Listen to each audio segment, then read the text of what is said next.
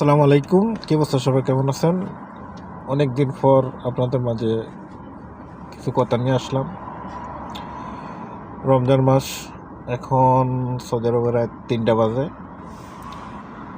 কথাটা হলো এটা যে হাসনাত ভাই, কুমিল্লা দেবিদ্বারের যে এমপি, উনি আসলে যা শুরু করছে মনে হয় না আর বেশি দিন ওনার এমপির বয়স থাকবে। কারণ বাংলাদেশে যত চোর বাটফার যত রমে চুরি করে, উনি এক রাইতে এসে সব ফাঁক করে দিছে।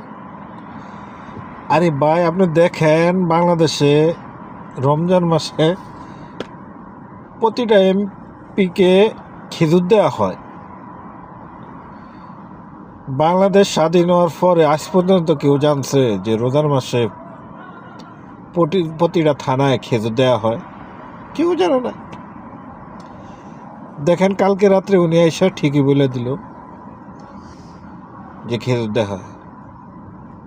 তো মনে করেন যে আপনারা বাংলাদেশে তারা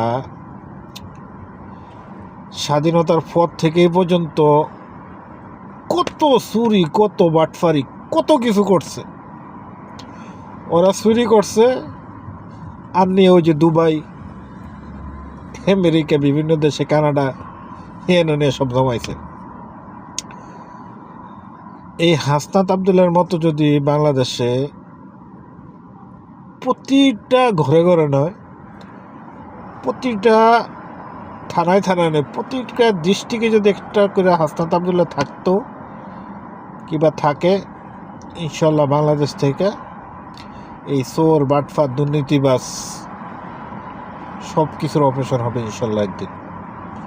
আমরা দোয়া করি হাসনাত আবদুল্লার জন্য, উনি যেন মানুষের সেবা করতে পারে, মানুষের সেবা করবো বলে তার এমপি ইলেকশন করে। ইনশাল্লাহ উনি যেন সাকসেস হয়, ওনার জন্য দোয়া করি।